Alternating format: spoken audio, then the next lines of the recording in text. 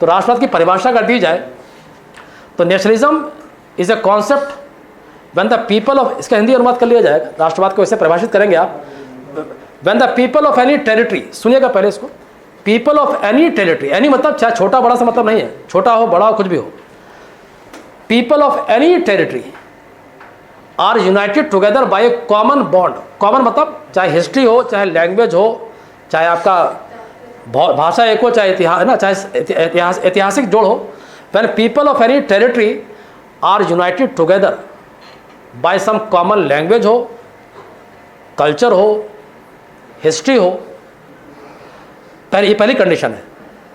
इसका हिंदी अनुवाद क्या होगा, जब किसी भौगोलिक क्षेत्र में रहने वाले लोग एक भाषा हो, भाषा नहीं संस्कृति हो, या एक ही ऐतिहासिक पृष्ठभूमि से जुड़े होते हैं और आपस में यूनिटी ऑफ पर्पस, एक सब है ना, आपस में एक साथ खड़े होने की, है ना, कोई भी चेतना में एक साथ खड़े होने की भूमि, चेतना, सामूहिक चेतना, and they are united together for a common cause. तो दो चीज़ बोली जाती हैं आपके, या तो कोई एक ही भाषा संस्कृति या इतिहास रहा हो, तो ध्यान दीजिए राष्ट्रवाद की परिभाषा में दो चीज़ आना जरूरी है, एक आपके अंदर जुड़ाव होना चाहिए, जुड़ाव कैसा होना चाहिए, भाषा संस्कृति इतिहास का, दूसरा you are united together for a common cause. जैसे कश्मीर में क्या हो रहा है, दिल्ली के लोग अगर आप कहते हैं गलत हो रहा है, तेलंगाना में हो रहा है, आपने गलत हो रहा तो राष्ट्रवाद हो जाएगा। They are united together for a common cause. तो राष्ट्रवाद की परिभाषा में दो चीज़ बोली जाती हैं, आपके अंदर एक जुड़ाव होना चाहिए, जुड़ाव के साथ साथ आप सब किसी एक मुद्दे पर एक राय होने साथ खड़ा होना चाहिए, दो चीज़ आती है, United for a common cause बोला जाता है। और ये फीलिंग आएगी फ्रांस की क्रांति के बाद से। अब राष्ट्रवाद किसका हो गया, ये राजतांत्रिक राष्ट्रवाद नहीं है, सामान्य जन का राष्ट्रवाद हो गया, तो धीरे धीरे प्रसार होगा। तो यहाँ पर राष्ट्रवाद की अगर बात करते हैं, ध्यान दीजिएगा इसमें, भारत के इतिहास में आप देखें राष्ट्रवाद, तो हम मोटा मोटा क्या मानते हैं, कांग्रेस से मानते हैं, गलत कहा जाएगा। ऐसी अभिव्यक्ति सबसे पहले आप ध्यान दीजिएगा, बक्सर के बाद ही हमने कई, जो भी इसके अंदर क्या क्या बांटेंगे आप, इन सबको भी रख सकते हैं आप, पहले इसको सुनिएगा बाद में लिखिएगा। ये पढ़ने में आ रहा है आपको, नहीं आ रहा है? जनजातीय कृषक विद्रोह, पहले सुनिएगा बाद में समझाया जाएगा। राष्ट्रवाद की अभिव्यक्ति, अभी आपने परिभाषा सुनी, जब किसी भी भौगोलिक क्षेत्र में रहने वाले एक लोग जिनकी इतिहास संस्कृति भाषा एक हो, जुड़े हो, और वो किसी अपनी एक समस्या के कारण एक साथ खड़े हो जाए, उसको राष्ट्रवाद कहते हैं।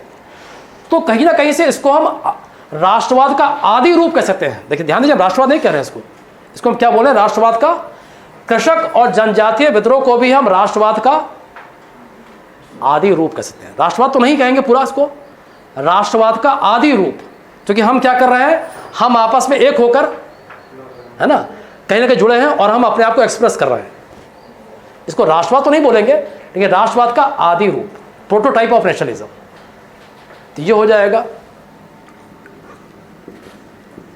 क्रांतिकारी आंदोलन भी इसमें आ जाएगा। क्रांतिकारी आंदोलन,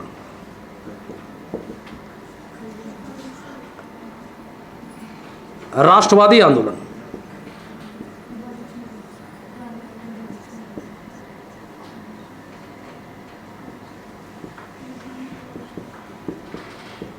भाई इसको आपको दिक्कत तो नहीं हो रही इसमें, तो राष्ट्रवाद ना समझ गए नहीं आप, तो हम इन दोनों को क्या बोलेंगे भाई, ये भी अभिव्यक्ति है भाई राष्ट्रवाद की, स्पष्ट नहीं है लेकिन कम से कम आधी अभिव्यक्ति तो ही है। किसान और जनजाति अगर विद्रोह कर रहे हैं, क्यों कर रहे हैं भाई, वो आपस में यूनाइटेड है, क्यों कर रहे हैं, अपने सामूहिक हित के लिए कर रहे हैं। इसको क्या बोलेंगे, आदि राष्ट्रवाद, इसको वास्तविक राष्ट्रवाद बोलेंगे। और आपको शायद आश्चर्य होगा, लास्ट ईयर यूपीएससी ने क्वेश्चन ये पूछा भी है, तो यूपीएससी के बारे में एक चीज़ बता दें आपको, क्वेश्चन वो थोड़ा सा इधर 3-4 सालों से क्वेश्चन कुछ ऐसे क्वेश्चन आ रहे हैं जो इतिहास की परिभाषा का उल्टा, इतिहास के बारे में, जैसे अभी आपने कहा इतिहास क्या होता है, इतिहास घटनाओं का क्रमवार संकलन होता है। इतिहास क्या होता है, पारंपरिक इतिहास किसे बोलते हैं, घटनाओं का क्रमवार संकलन। यूपीएससी का इतिहास कैसा, यूपीएससी की बात की जा रही है। यूपीएससी एक ऐसी संस्था है जो ऐसा इतिहास बना सकती है जो हुआ ही नहीं है। आप ध्यान दीजिए, पिछले साल क्वेश्चन क्या आया था, गांधी अगर भारतीय राजनीतिक पृष्ठभूमि में नहीं होते तो भारत का इतिहास कैसा होता। ये तो हुआ ही, देखा आपने, हाइपोथेटिकल क्वेश्चन हो गया। गांधी अगर भारतीय राष्ट्रवाद के आंदोलन नहीं होते तो भारत के राष्ट्रवाद आंदोलन का स्वरूप कैसा होता। ना ही आपको एनसीईआरटी मिलेगा, ना बीएल ग्राउंड मिलेगा, कहीं मिलेगा।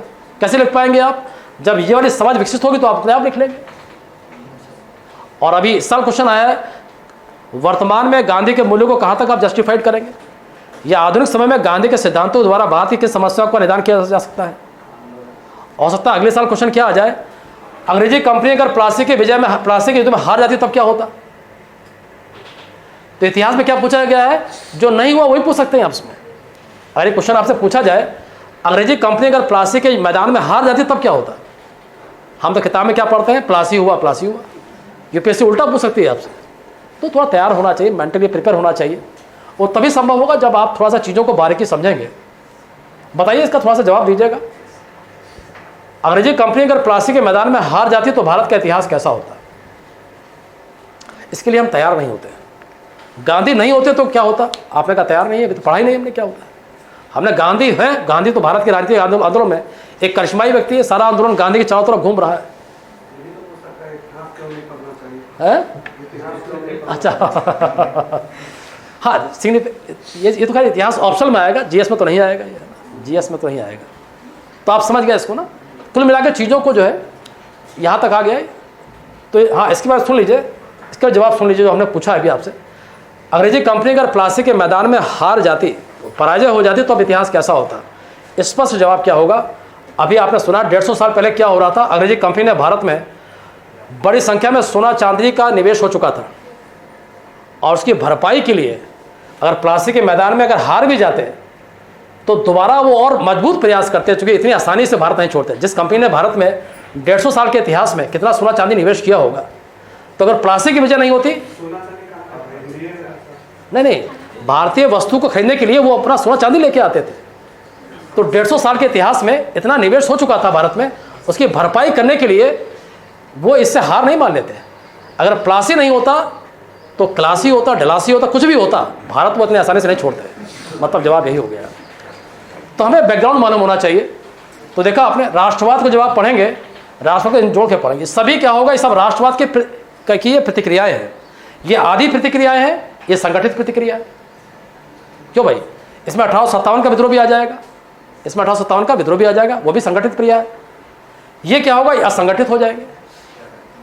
और लास्ट ईयर क्वेश्चन क्या आया था, सुनिएगा इसको। 1857 के विद्रोह को क्या हम भारत के पिछले 100 वर्षों की का एक सामूहिक राष्ट्रवाद का प्रतीकात्मक मान सकते हैं। उससे पहले जो 100 साल पहले हुआ है, तो कहीं ना कहीं से उसको हम मान सकते हैं। तो ये दूसरा खंड हो जाता है। इसमें आपको इन चीज़ों को बारीकी समझना पड़ेगा। अब क्यों भाई, क्लियर है यहाँ तक? इसको हम बोलेंगे आदि रूप, ये संगठित रूप हो जाएगा। और अब देखिए, राष्ट्रवादी आंदोलन की बात की जा रही है। इसके लिए क्या है, राष्ट्रवादी आंदोलन को हम 4 चरणों में पढ़ सकते हैं। तो ये रूपरेखा बताई जा रही है, कैसे आप समझेंगे इसको। जब ये राष्ट्रवादी आंदोलन नाम आपके माइंड में आएगा तो उसको आप 4 फेज में बांट सकते हैं। पूरा आंदोलन जो है राष्ट्रवादी आंदोलन, संगठित की बात की जा रही है, संगठित वाला। अरे आदि रूप में तो आपको मालूम है क्या क्या आता है, किसान भी आएगा, जनजाति आएगा। संगठित राष्ट्रवादी आंदोलन को हम 4 चरणों बांट सकते हैं, उनके गोल, उनकी जो है मांगों के हिसाब से। फर्स्ट फेज कांग्रेस की स्थापना से लेकर बंगाल के विभाजन तक। सेकेंड फेज उसके 1 साल से बाद से लेकर 1928 तक।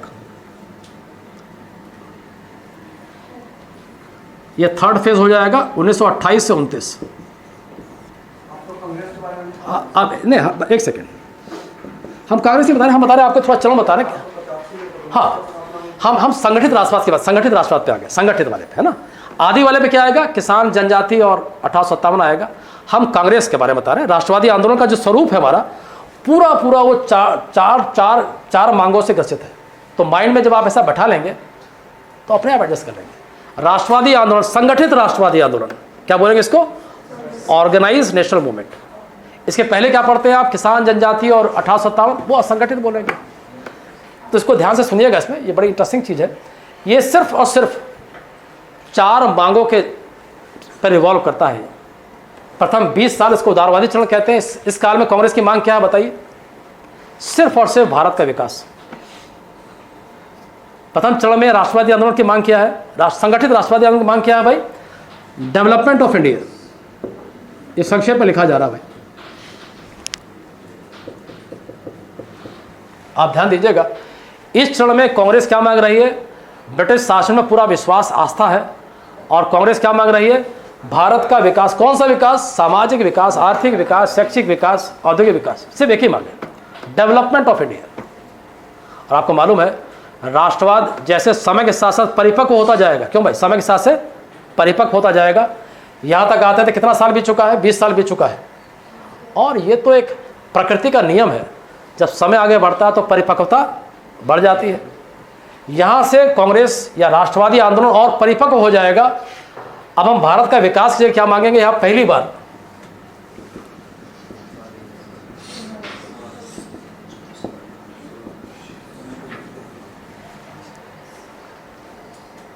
अभी हम क्या मांग रहे थे? पूरा पूरा सिर्फ भारत का विकास। कौन सा विकास करिए भाई? सामाजिक, शैक्षिक, आर्थिक विकास कीजिए। अब हम उसमें भागीदारी चाहते हैं, ध्यान दीजिए, अब हम उसमें भागीदारी चाहते हैं, स्वराज। और यहाँ बड़ा एक अच्छी चीज आ रही है, अभी तक पूछा नहीं गया यूपीएससी, बताइएगा, आपके सामने ये क्वेश्चन है, इन दोनों शब्दों का जन्मदाता किसे माना जाता है? जन्मदाता बोला गया, ये नहीं आपने कहा तिलक बोल, तिलक जन्मदाता नहीं है इसके। स्वराज और स्वदेशी शब्द का जन्मदाता, Who had coined the word Swaraj and स्वदेश, किसने इस शब्द को हिंदी शब्दकोश में जन्मा है? विकल्प हम आपको दे रहे हैं इसमें, कुछ समझ गए आप? हाँ, विकल्प बता रहे हैं आपको। सबसे पहले आप तिलक जोड़ लीजिए, दयानंद सरस्वती जोड़ लीजिए, राम मोहन रॉय जोड़ लीजिए और विवेकानंद, 4 नाम हो गए। सबका अलग है। देखिए, हम अभी मेरा क्वेश्चन सिर्फ स्वराज है। स्वराज शब्द का जन्मदाता किसे माना जाता है? विवेकानंद, दयानंद, राम मोहन और चौथा इनमें से कोई नहीं। राम मोहन। और बताइए इसमें क्या लग रहा है भाई?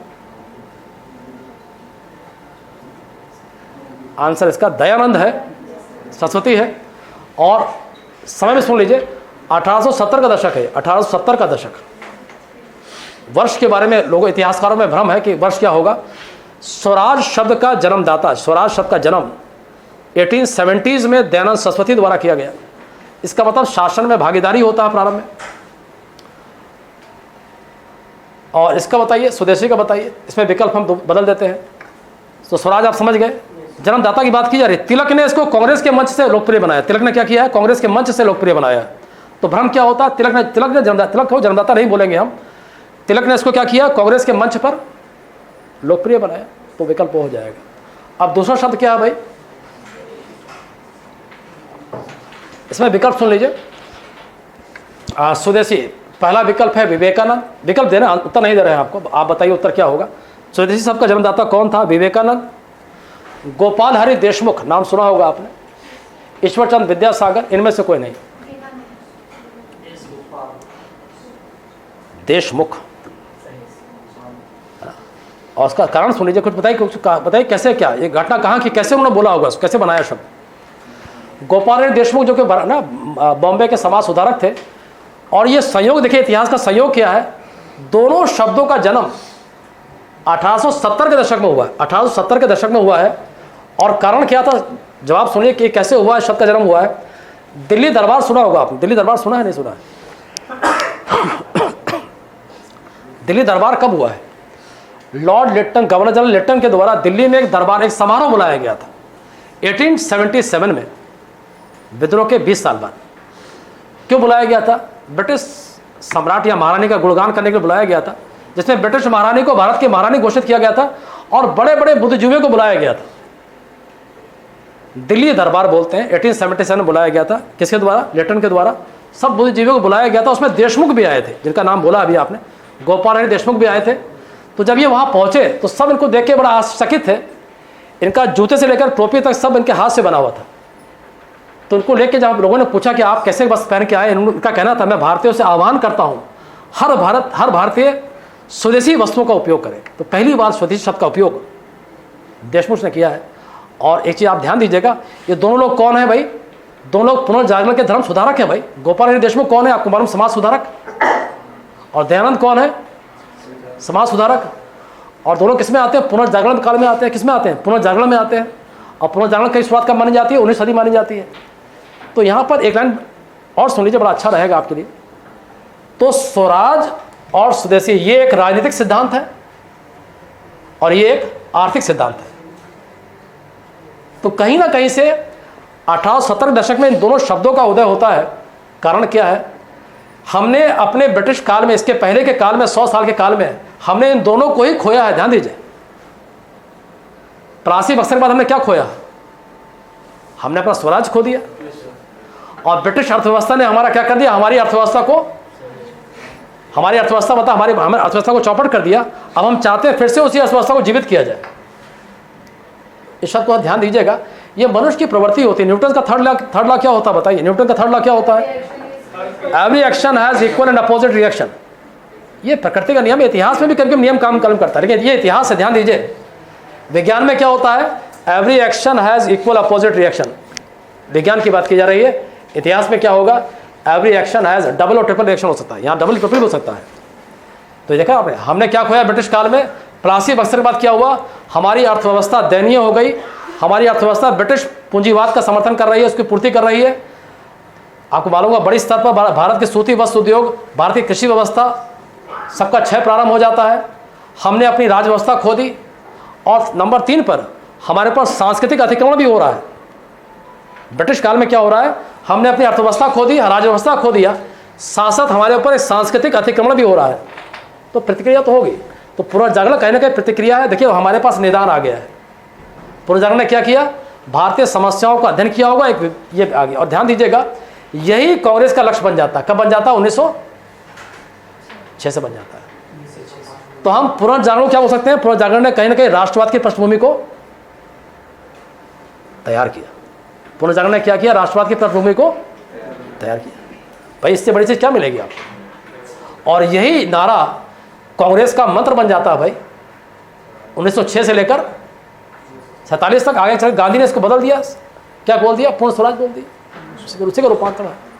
तो आप आगे आइए। तो पहले चरण में मांग किया है भारत का विकास किया जाए। अब हम चाहते हैं भागीदारी, चाहते हो अपने स्वराज स्वदेशी। अब नंबर 3 पे आएंगे आप, 1928 से 29।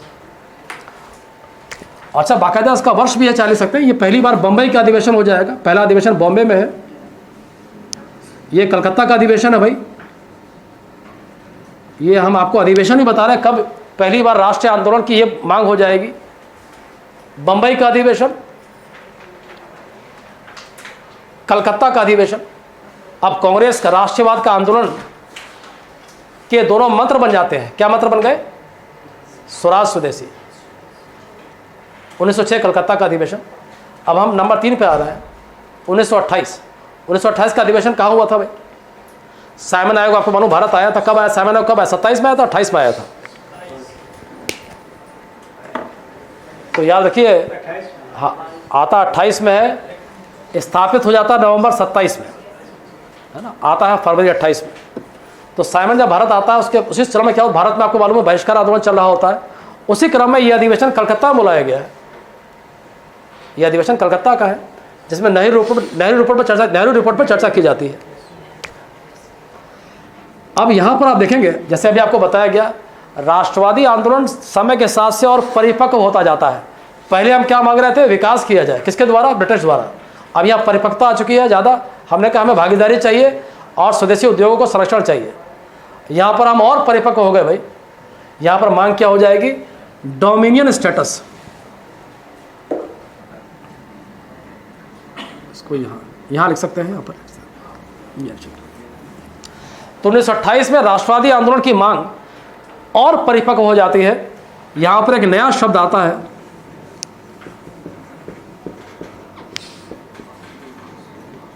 इसका मतलब क्या होता है बताइए भाई? स्वराज का मतलब शासन में भागीदारी होता है, याद रखिए। और स्वदेशी मतलब देशी उद्योगों को संरक्षण होता है। इसके अंदर विदेशी वस्तुओं का बहिष्कार अपने आप आ जाएगा। नंबर 3 पे क्या आ गया भाई? Dominion status. अभी अर्थ सामने आ जाएगा, पहले आप नाम सुन लीजिए इसका। तो बाकायदा क्रम है, ध्यान दीजिएगा। पूरा कांग्रेस का इतिहास हम 4 मांगों से या 4 गोल के चारों तरफ घूम रहा है। भारत का विकास, स्वराज स्वदेशी, नंबर 3 पे एक शब्द आता है डोमिनियन स्टेटस। पहले लिख देते हैं, बाद चर्चा करते हैं इसको। और यहाँ पर क्या आता है, अनुमान लगाइए। 29 में कांग्रेस का यह राष्ट्रवादी आंदोलन एक बड़ी परिपक्व मांग के चारों तरफ घूमेगा। उसका नाम क्या है? पूर्ण स्वराज।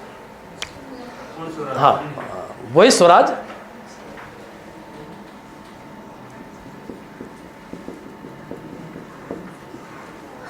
तो जब आप ऐसे उसको माइंड में रखेंगे, अब यूपीएससी क्वेश्चन जोड़ के पूछ रही है पूरा ये आप देखें 1885 से लेकर 1947, तो 50 और 60 65 साल का इतिहास, राष्ट्रवादी आंदोलन का इतिहास कैसे चारों मांगों के घूम रहा है। यूपीएससी कभी जोड़ेंगे तो आप आराम से 150 वर्ड लिख सकते हैं इसमें।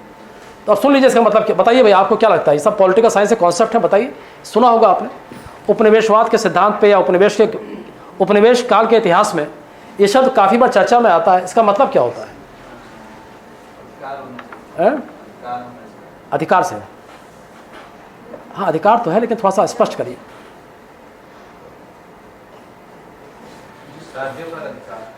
कांग्रेस ने पहली बार 1928 के अधिवेशन में, जहाँ पर गांधी भी है, गांधी ने पहली बार यहाँ पर कांग्रेस की जो औपचारिक मांग डोमिनेंट स्टेटस रखा,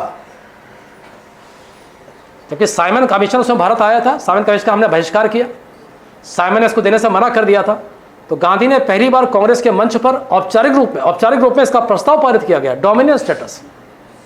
देखिए, डोमिनियन स्टेटस शब्द कहा गया है, इसका शाब्दिक अर्थ क्या होता है? देखिए, शासन में भागीदारी यहाँ पर है, यहाँ भागीदारी मांग रहे हैं। अब यहाँ भागीदारी से थोड़ा सा आप और मैच्योर मांग हो गए। इसका मतलब क्या होता है, सुन लीजिएगा। इसका मतलब ये होता है कि भारतीय उपनिवेश को अंतर्राष्ट्रीय मंच पर एक पहचान दी जाए। उपनिवेश आप रहिए, भारतीय उपनिवेश को अंतर्राष्ट्रीय पहचान। इसका फायदा क्या होगा भाई? फायदा ये होगा, अंतर्राष्ट्रीय मंचों पर, बैठकों पर भारतीय जनप्रतिनिधि, भारतीय राष्ट्र नेता भाग ले सकते हैं। और ये किसको दिया जाता है? जब उपनिवेश प्राचीन हो जाता है। प्राचीन मतलब 100-200 पुराना हो जाता है।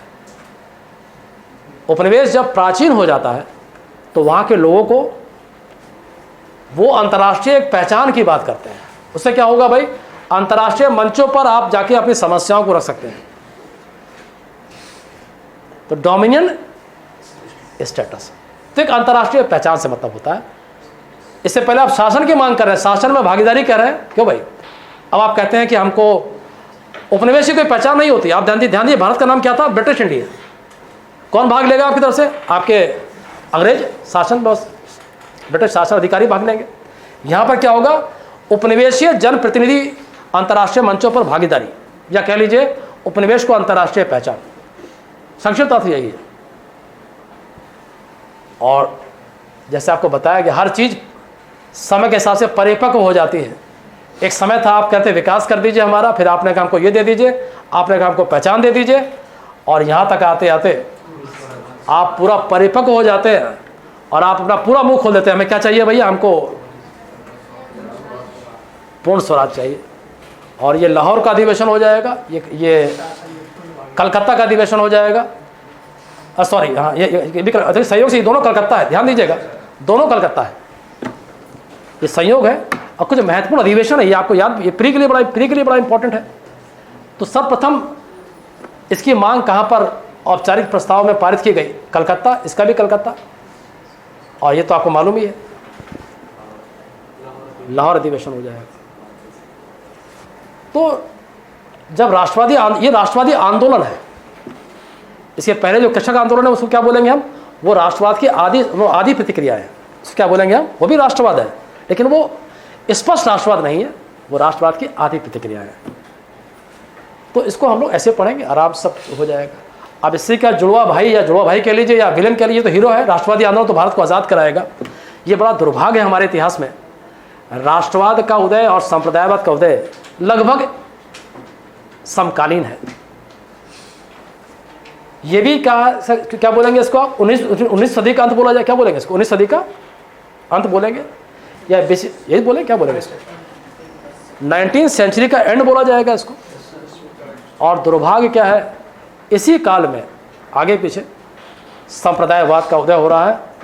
इसका तो आधुनिक इतिहास हमारा 3 चरणों में बटा हुआ है: उपनिवेशवाद, राष्ट्रवाद और संप्रदायवाद। जो भी आप पढ़ते हैं उसका उद्देश्य ये तीनों होगा, या तो ये होगा, या ये होगा, या ये होगा। अब बताइए संप्रदायवाद क्या होता है?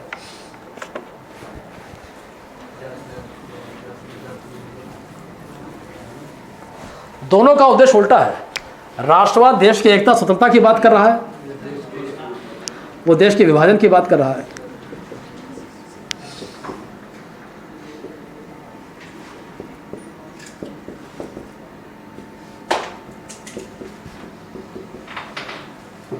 जैसे मूवी में होता है हीरो का मोटिव है ना पॉजिटिव होता है और विलेन का मोटिव नेगेटिव होता है। तो संप्रदायवाद को भारतीय राष्ट्रीय आंदोलन में हम क्या बोल सकते हैं? इसको विलेन बोल सकते हैं। इसका उद्देश्य क्या? भारत को तोड़ना है। तो बताइए संप्रदायवाद क्या समझते हैं आप? नहीं, और संप्रदायवाद को नहीं, इसको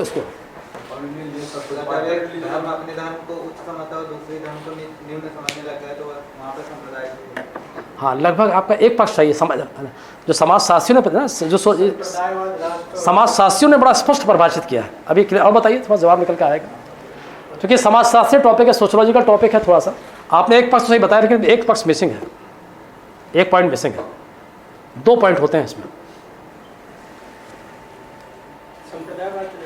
जाति धर्म विशेष के अनुसार देश को बांटना। नहीं, सुन लीजिए इसमें तो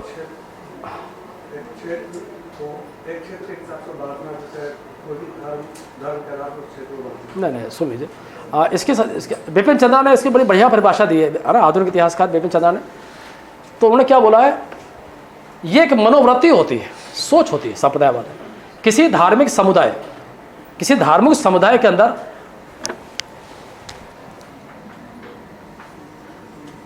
इसका हिंदी अनुवाद होता है शायद वंचना का भाव। क्यों भाई? इसका डिप्राइवेशन की हिंदी वंचना जानते हो?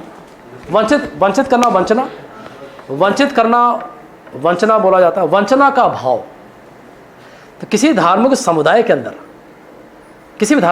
अंदर अगर वंचना का भाव, वंचना किसे कहते हैं? आपको वंचित किया जा रहा है, आपको रोका जा रहा है। किसमें? हाँ, शिक्षा में, नौकरी में, है ना, शासन व्यवस्था में। तो किसी धार्मिक समुदाय के अंदर अगर वंचना की मनोवृत्ति आ जाएगी, उस मनोवृत्ति को कहते हैं संप्रदायवाद। उसको अगर आप भड़का देंगे तो क्या होगा? आपको मालूम है क्या होगा? तो अंग्रेजी में कैसे बोलते हैं? It is a feeling of deprivation in any religious community living in any territory. किसी भी धार्मिक समुदाय के अंदर अगर ये भाव आता है कि हमको वंचित किया जा रहा है, तो संप्रदायवाद कहते हैं। तो विपिन चंद्र ने इसके बारे में 3 चीज़ बोली है। पहले चीज़ जो लिखी है आपने लिख लिया इसको, फीलिंग ऑफ डिप्राइवेशन, वंचना का भाव। किसमें? किसी धार्मिक समुदाय। दूसरा क्या बोलते हैं वो?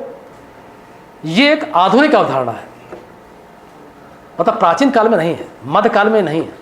उसका कारण है देख बताएंगे। वो कहते हैं ये एक मॉडर्न कॉन्सेप्ट है जिसका उदय प्राचीन भारत में मध्यकाल में नहीं हुआ था। कारण क्या? सुन लीजिएगा इसको भाई। वंचना कब होगी? जब एक्स्ट्रा होगा, या कुछ व्यवस्था भी तो होनी चाहिए। ध्यान दीजिए, प्राचीन मध्यकाल में कुल मिला के पृष्ठभूमि लगभग सबकी एक जैसी है, शिक्षा की व्यवस्था लगभग सबकी एक जैसी है, और ना ही आधुनिक संरचनाओं को जन्म हुआ है। ब्रिटिश काल में क्या होता है? वो कहते हैं ब्रिटिश काल में क्या होता है? आधुनिक संरचनाओं का बहुत तेज जन्म होता है। किसका? शिक्षा का, संचार, यातायात, है ना, व्यवसाय। ब्रिटिश काल में बड़े स्तर पर आधुनिक संरचनाओं का विकास हुआ, शिक्षा, संचार, यातायात। और ब्रिटिश ने 1857 के बाद मुस्लिम समाज को इन सुविधाओं से वंचित रखा, और लगभग 50 साल बाद उनको ये एहसास कराया कि तुम इनसे वंचित रह गए हो। तो बाकायदा सोची समझी साजिश थी। विद्रोह के बाद आधुनिक संरचनाओं को जो विकास किया गया, उसका लाभ हिंदू समुदाय को दिया गया। मुस्लिम समाज को जानबूझ के उसके लाभ से वंचित रखा गया। और जब 50 साल बीत जाते हैं, 1900 के आसपास, विद्रोह कब होता है भाई? 1857 का विद्रोह होता है। विपिन चंद्रा कहते हैं लगभग उसके 50 साल तक मुस्लिम समाज को इन आधुनिक संरचनाओं से वंचित रखा गया। शिक्षा हो चाहे राज व्यवस्था, सबसे वंचित रखा गया। और 50 साल बाद, मतलब 1900 के बाद, मुस्लिम समाज को यह एहसास कराया जा रहा कि भाई तुम जो है वंचित हो गए हो। और ध्यान दीजिए, उसके बाद मुस्लिम लीग बन जाती है, पृथक निर्वाचक मंडल आ जाता है, और फिर आपको मालूम पूरी एक सकमा बन जाती है। वंचित काम किया गया तो अंग्रेजों ने फूट डाला तो नहीं, तो यही तो पॉलिटिक्स है। पहले आप एहसास मत कराइए। पहले आप ध्यान दीजिएगा, 1857 के विद्रोह के बाद ब्रिटिश राजनीतिक निर्माताओं ने जानबूझकर मुस्लिम समाज को आधुनिक संरचनाओं से वंचित रखा, चाहे वो शिक्षा हो, चाहे शासन व्यवस्था हो। और इन 50 सालों में हिंदू का बड़े स्तर पर शासन व्यवस्था में, राज्य व्यवस्था में, शिक्षा व्यवस्था में बहुत तेज़ी से उनका विकास हुआ। और जब 50 साल पूरे हो जाते हैं, आप ध्यान दीजिए अपना, 50 साल बाद क्रम से देखिएगा बंगाल विभाजन कब होता है भाई? तारीख बताइए, तारीख 16 अक्टूबर 1905, जिस तारीख को लागू होता है 16 अक्टूबर 1905। उद्देश्य क्या है आपने देखा है? उद्देश्य कैसे बांटा गया था भाई? मुस्लिम बाहुल, हिंदू बाहुल, है ना? ये दिखाने के लिए तुम वंचित रहे हो, तुम्हारा अगर राज्य बना देंगे सब कुछ तुमको मिल जाएगा। तो मुस्लिम बाहुल क्यों बनाएंगे? मुस्लिम बाहुल राज्य में क्या होगा? वहाँ की जो व्यवस्था होगी, जो शासन व्यवस्था होगी, उसमें कौन किसी भागीदारी? मुस्लिम भागीदारी हो जाएगी। मुस्लिम लीग कब बनती है भाई? नहीं, वर्ष महीना बताइए भाई सब।